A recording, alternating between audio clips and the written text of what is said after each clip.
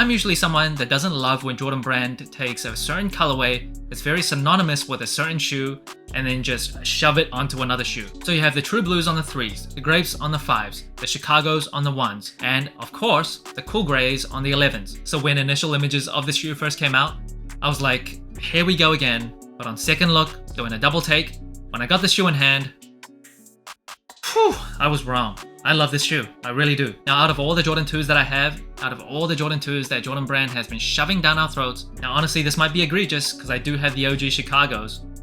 This might be my favorite. Gotta be honest. Something about this shoe gets me. Tickles all the right spots. Air Jordan 2 Cool Grey.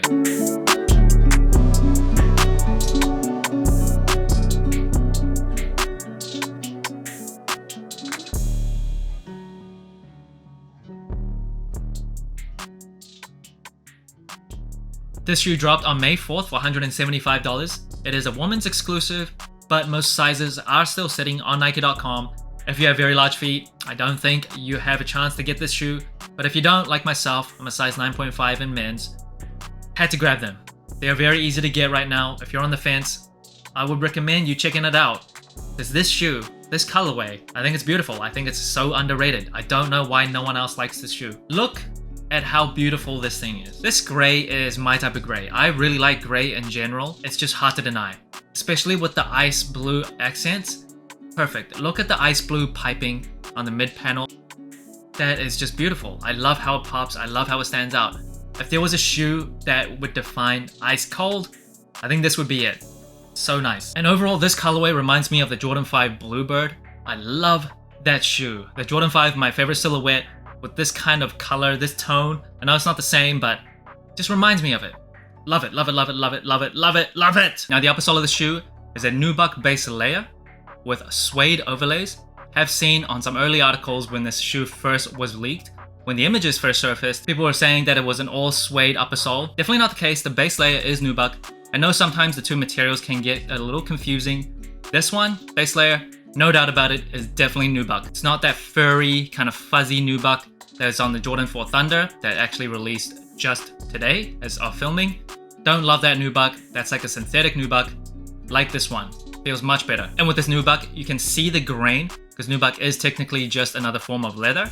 You can see the grain come through. Really, really, really love that. And the suede overlays on the mid panel over here, that feels great too. I definitely prefer smooth suede over that hairy suede. An example of hairy suede is the Jordan 5 Craft. That's going to come out on May 17th. That is next Wednesday. I just reviewed that shoe. Check it out if you haven't. That has very hairy suede.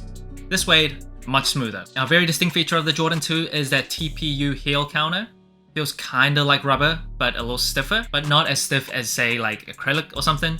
There's a bit of give to it. It's kind of soft, but it feels like hardened rubber. That's to give the upper sole more support, more durability. Of course, the shoe is meant to play ball in. I will say sometimes the shoes that has a more heavy use of TPU, for wide footers or for flat footers, it gives them problems because the TPU has less give than like just leather. So over here where the arch begins, can feel a little stiff and require some time to break in. And the booty of the shoe are very distinct with that heel tab in the middle. Love that. One of the best heels of all Jordan shoes. One day they're just going to change the Nike on the heel of the shoe to Jordan, and I swear people are going to freak. This shoe does come with a polyurethane midsole. It's a white midsole, not a sail midsole. Love that, love that, love that, love that. Maybe it's just getting played out. Maybe I'm just so sick of sail now. When I see a white midsole, I get happy. Now this shoe does come with a full-length encapsulated air unit, and on the outsole of the shoe, kind of similar to the Jordan 3 outsole. Very, very nice. However, Jordan Brand messed up again. If you look in the cutout, you can see my size 9.5 men's. This shoe is a woman's exclusive, so why do they have that in men's sizing? They did this with other Jordan 2s, and they still haven't figured it out. It's not that hard. If you want the shoe to be a woman's exclusive, make it a woman's exclusive everywhere.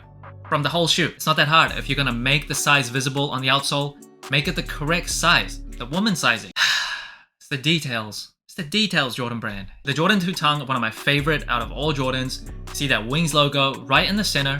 I always talk about the placement of this logo on the tongue. It becomes like the focal point of the shoe. Love it. And I love the material. It's like that TPU kind of rubber material.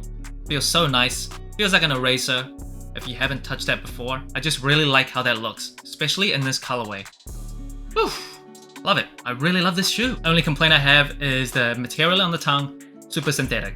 Don't love that. Something that people might miss, that little 23 tag on the inside of the tongue.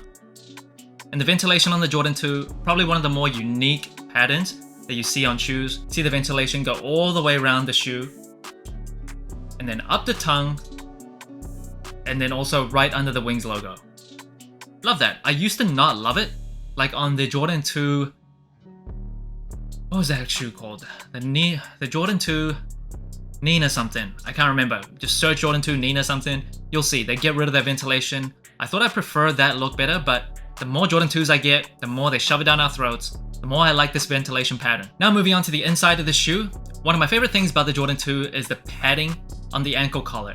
It is thick. It's about as thick as you can get. It's so soft. There's never any problems with the ankle collar digging into your ankles.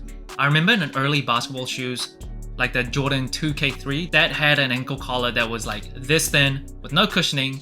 Love that shoe. I loved how it looked. One of my first basketball shoes ever, but that killed my ankles the more I played in them.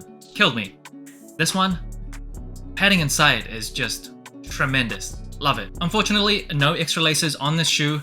This is like the 6th shoe in a row now. I swear, I think they're just done with extra laces. However, if I was to choose, I'd probably put white laces over the ice blue. If I had to choose one, I'd keep the default ice blue because I love that color. But if I had to choose extra laces, probably white. I think that would make this shoe pop. But one can only imagine. Box of the shoe, very standard Jordan 2 box with that Wings logo box. You can see the wings on the side here. It's my favorite feature about these boxes. Now moving on to size and comfort. I'm a size 9.5 true to size. I do have wide feet. I always go true to size for Jordan 2s. I think that's perfect for me. The padding inside is very sufficient, so it might feel a little snug, but once you break it in, I feel like it's one of the more comfortable Jordan shoes. Now, some Jordan 2s come stiff for some reason. I can't remember, there was a Jordan 2 low that I reviewed earlier this year. Can't remember which one it was, but that felt stiff out of the box. Really had to break it in. This shoe, at least my pair in hand, feels nice out of the box. A little bit of break-in time with the arch over here. It is that TPU material, so there's less give.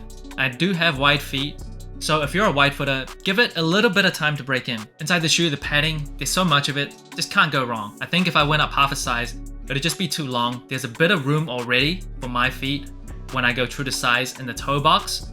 So definitely recommend staying true to size even if you have wide feet. And like I said before, the Jordan 2, especially early Jordans, you can't expect the feel on the feet, on the sole, to be too soft. That really is more common in modern day shoes where you feel like you're basically putting your feet in foam. You don't really get that with old Jordans, with retro Jordans. It's a flatter feel, and that's fine. So if you're one of those people that love that soft feeling, that foam feeling on shoes, and you can't take anything else nowadays, Jordan 2s, or most Jordans, at least from 1 to 14, probably not the one for you. And the total sole score for this shoe comes to 19 out of 25. That is one of the highest scores for all the shoes that I've reviewed. Colorway, one of my favorite colorways of the year, honestly. It's right up there. The ice blue with this cool gray, unbeatable. Actually, maybe the only thing I would change is if this blue on the outsole, this was transparent, that icy sole. Oh my gosh. You kidding me? My gosh, that would just... No words. No words. Material-wise, the nubuck is so nice. You see the grain of the nubuck come through. And the suede, the smooth type of suede, my favorite type of suede, there's nothing I can complain about. I wouldn't change anything regarding materials on the shoe. Comfort-wise, Jordan 2s, in my opinion, they can be hit and miss. Sometimes it's stiff, sometimes it's not. But when it's not stiff, one of the most comfortable shoes. The padding inside is just so sufficient. Still flatter than like modern day shoes, but I don't really mind that flatter feel. Feels better on my knees, on my back. I'm an old man. Versatility-wise, Jordan 2, not the most versatile shoe. Honestly, I think the Jordan 2 lows in general are more versatile than the Jordan 2 mids. But this colorway, because it's gray, it's just a shade, it's a gradient. I don't see how you can get it wrong with this colorway. Maybe the ice blue is a bit too much for some people. So if they came with extra white laces, it would have been perfect. But in my opinion, this colorway just fits so well. And you can see I clearly like this type of blue. I'm literally wearing a same shade of blue as I speak, not even intentional. I just think it'll go with so many outfits. But the silhouette itself, I admit, not the most versatile. In terms of storytelling, not really a story to tell. I know it's borrowing and recycling a very famous colorway, but there's no real story to tell in terms of the colorway on the Jordan 2, so it's just like a general release. I know as a sneakerhead, we're supposed to prefer OG colorways on the original shoe that it was made for over everything else. But there are times when a colorway on another shoe just looks so nice. It's just so well executed. And I think this shoe, it definitely comes under that category. I can't say enough about this shoe. It's still sitting on Nike.com. Most sizes, I believe, are still available. I highly recommend, if you're on the fence about this colorway, about this shoe, give it a go. This is honestly just one of my favorite shoes of the year. It's crazy to say because there's negative hype on the shoe, but I love it.